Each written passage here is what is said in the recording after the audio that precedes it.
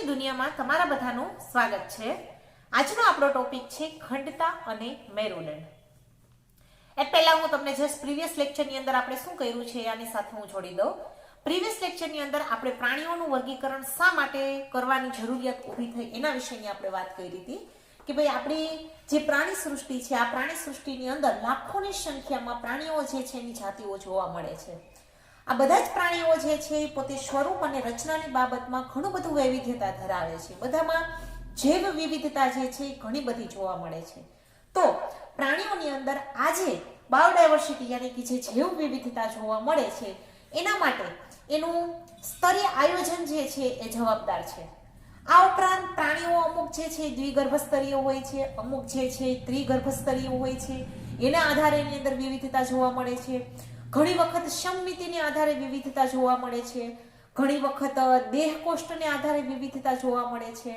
આપણે આયોજનના સ્તરો વિશેની વાત કરી લીધી, ત્યારબાદ મેં તમને સમમિતિ વિશેની પણ માહિતી આપી દીધી છે, દ્વિગર્ભસ્તર અને ત્રિગર્ભસ્તર વિશેની પણ માહિતી લઈ લીધી છે। દેહકોષ્ઠને આધારે પ્રાણીઓ જે છે એ દેહકોષ્ઠી, અદેહકોષ્ઠી અને કૂટદેહકોષ્ઠી આ બધા જ વિશેની આપણે માહિતી લઈ લીધી છે। તો હવે આપણે પ્રાણીઓમાં જે વર્ગીકરણનો જે આધાર છે એની અંદર હજી એક ભાગ ભજવે છે ખંડતા અને મેરુદંડ। તો આપણે આજના લેક્ચરની અંદર હું તમને ખંડતા એટલે શું અને મેરુદંડ એટલે શું એના વિશેની માહિતી હું તમને આપવા જઈ રહી છે। તો સૌપ્રથમ આપણે ખંડતા વિશેની વાત લઈએ તો કે ખંડતા એટલે શું? તો કે કેટલાક પ્રાણીઓનું જે શરીર છે એ ઘણી વખત બહારથી અને અંદરથી અલગ અલગ ભાગોની અંદર એક સરખા ભાગોની અંદર વેચાઈ જતું હોય છે, જેને સમખંડતા તરીકે ઓળખવામાં આવે છે અથવા તો એને ખંડન તરીકે ઓળખવામાં આવે છે। રેડી? તો પહેલા તો હું તમને ખંડતા જે છે એની ડેફિનેશન આપવા જઈ રહી છું। ખંડતા એટલે શું?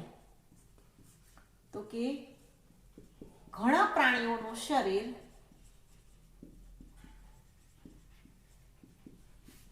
અમુક અંગોના પુનરાવર્તન સાથે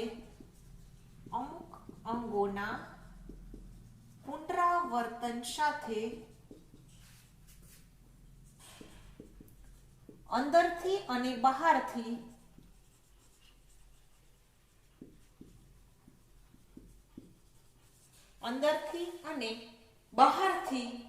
એમ બે સરખા ખંડોમાં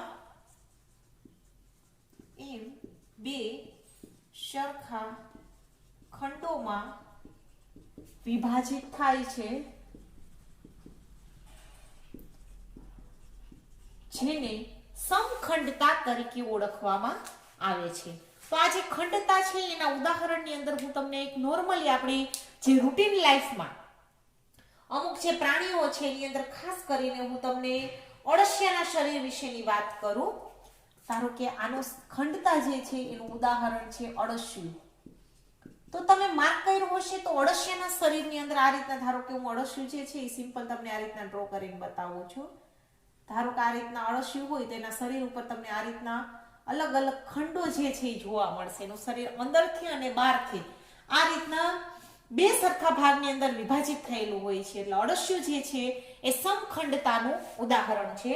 એટલે આ રીતના સમખંડતા જે છે એ નુપુરક સમુદાયના જે પ્રાણીઓ છે એની અંદર આ રીતના જોવા મળે છે, જેના વિશેનું ડિસ્કશન આપણે આગળ જ્યારે બધા સમુદાયો લેશું ત્યારે બધા સમુદાયની અંદર આના વિશેની વાત આવશે। ત્યારબાદ હું તમને મેરુદંડ વિશેની વાત કરું તો કે મેરુદંડ એટલે શું?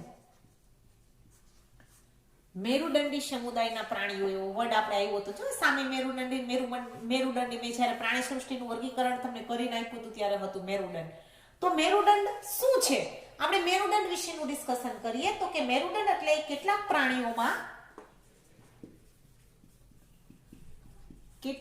પ્રાણીઓમાં મેરુદંડ એ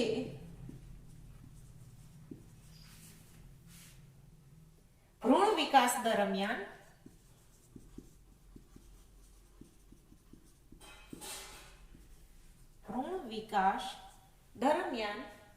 પૃષ્ઠ બાજુએ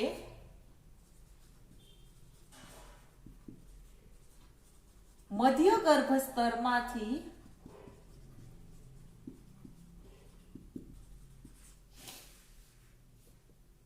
ઉદ્ભવતી એક દંડ જેવી રચના છે.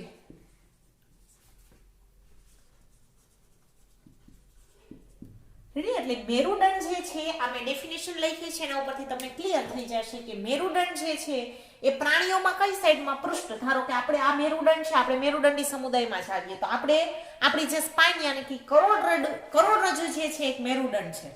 રેડી? એટલે આ તો મેં જસ્ટ ઉદાહરણ આપ્યું છે તમને. તો કે કેટલાક પ્રાણીઓમાં આ જે મેરુદંડ છે એ ક્યારે ઉત્પન્ન થાય છે તો કે ભ્રૂણ વિકાસ દરમિયાન. કઈ સાઈડ તો કે પૃષ્ઠ બાજુએ.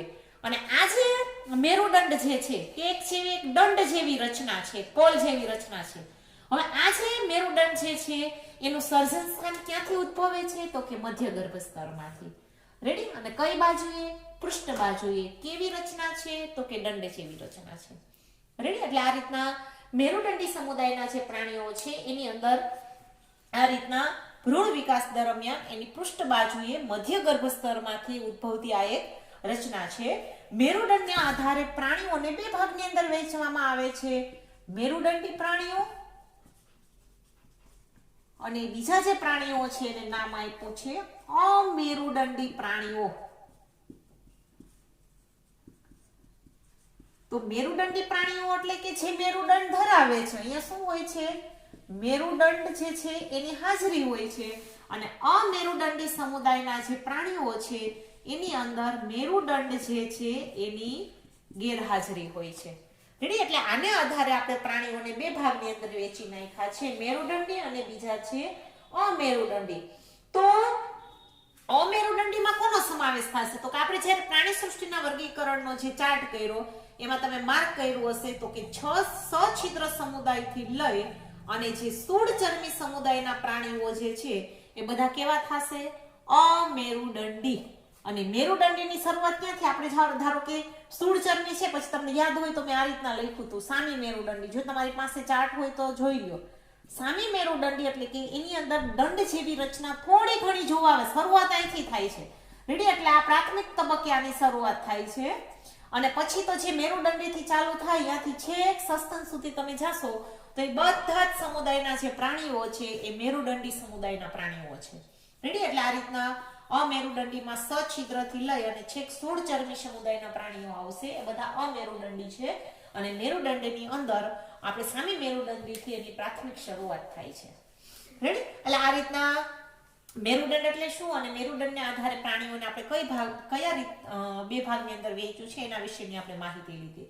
એટલે આ રીતના હવે આપણે પ્રાણીઓના જે વર્ગીકરણ છે આ વર્ગીકરણના જે આધાર હતા એ બધા વિશેની માહિતી લઈ લીધી. જેમાં એક તો આયોજનના સ્તર, ત્યારબાદ સમમિતિ, દ્વિગર્ભ સ્તર અને ત્રિગર્ભ સ્તર, ત્યારબાદ દેહકોષ્ઠ, એના પછી આપણે ખંડતા અને મેરુદંડ વિશેની માહિતી લીધી.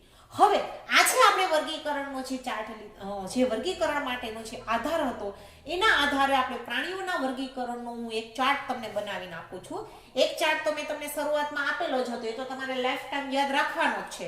પણ આ આપણે જે વર્ગીકરણના જે આધાર માટેના જે બધા પોઈન્ટ જોયા એ પોઈન્ટને આધારે પ્રાણીઓના વર્ગીકરણનો એક ચાર્ટ તમારી ટેક્સ્ટબુકમાં તમને આપેલો જ છે. હું તમને તૈયાર કરાવું છું. એના માટે પહેલા તમે આનો સ્ક્રીનશોટ લઈ લો, પછી હું આગળ તમને પ્રાણી વર્ગીકરણનો ચાર્ટ આપું છું.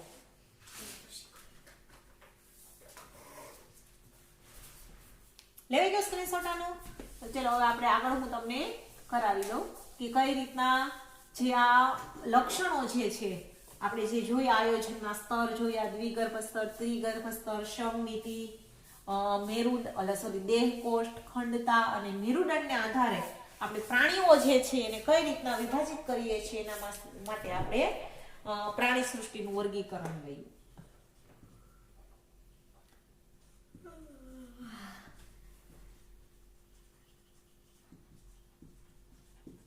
પ્રાણી સૃષ્ટિનું વર્ગીકરણ. રેડી? એના માટે પેલા અહીંયા હું સૃષ્ટિ, ત્યારબાદ આપણે આગળ જઈએ તો આયોજનના સ્તરો,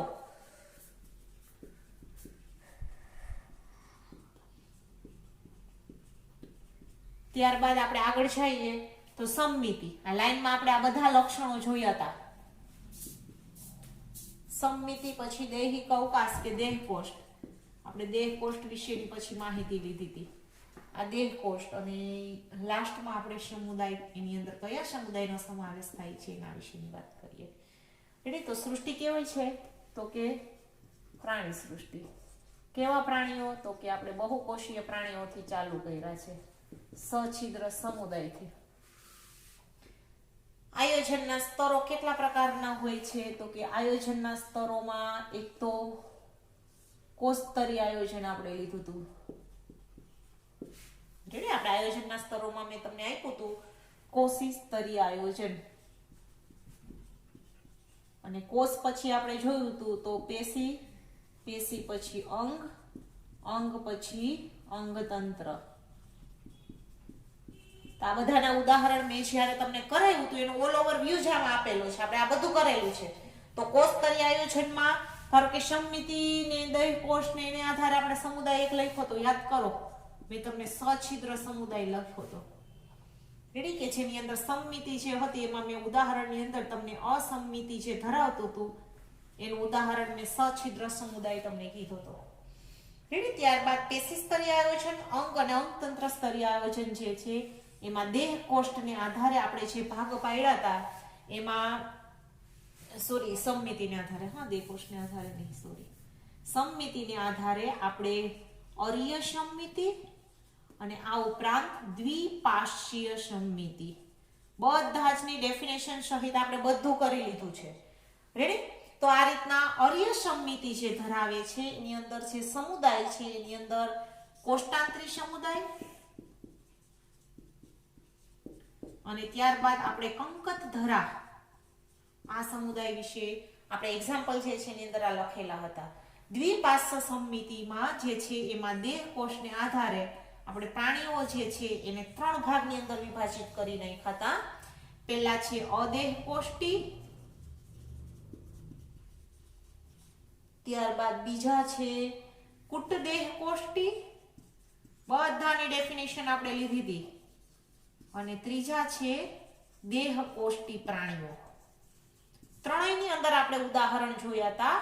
અદેહ કોષ્ટી સમુદાયની અંદર પૃથુકૃમિ સમુદાયના પ્રાણીઓનો સમાવેશ થતો હતો. ત્યારબાદ કુટદેહ કોષ્ટીની અંદર સૂત્રકૃમિ સમુદાયનો સમાવેશ થતો હતો.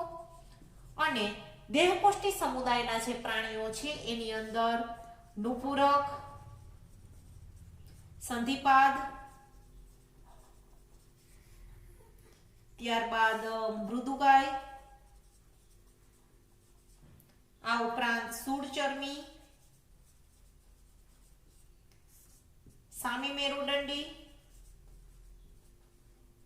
અને મેરુદંડી સમુદાયના જે પ્રાણીઓ છે આના એક્ઝામ્પલ્સ આપણે લીધેલા હતા.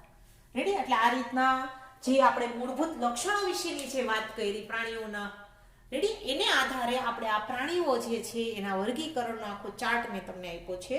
આ બધી વસ્તુ આપણે સમજી ગયા છે, બધાની આપણે ડેફિનેશન લીધી હતી અને બધાના આપણે એક્ઝામ્પલ કયા કયા સમુદાયનો સમાવેશ થાય છે એના વિશેની માહિતી પણ મેં તમને કરાવી દીધી છે. એનો ઓલ ઓવર વ્યૂ લઈ અને આ રીતના વર્ગીકરણનો ચાર્ટ આપેલો છે. રેડી? એટલે આ રીતના આનો સ્ક્રીનશોટ લઈ લ્યો.